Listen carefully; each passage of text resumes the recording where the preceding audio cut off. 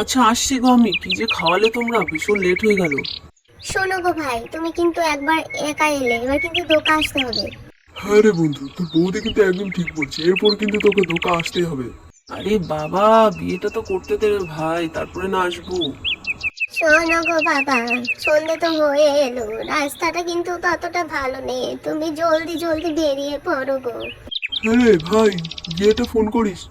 না, সত্যি সত্যি ভালো লাগছে না একদম। জঙ্গলটা কেমন যেন ছমছম করছে, চারিদিকে কেমন যেন একটা নোংরা পচা গন্ধ পাচ্ছি। কেন এত গন্ধ পাচ্ছি আমি? এ কি, আমার মনে হচ্ছে কেউ একটা পেছন দিকে চলে গেল, নাকি আমার ভাবনাটাই ভুল হলো? ওকে ভুল দেখলাম। ও মা গো, আমাকে তো পালাতে হবে। এই তো সেই পিচাস, সেই পিচাস, আমাকে পালাতে হবে। আমাকে আ এই জঙ্গলে শুধু আমার বসবাস আর কারণ নয়।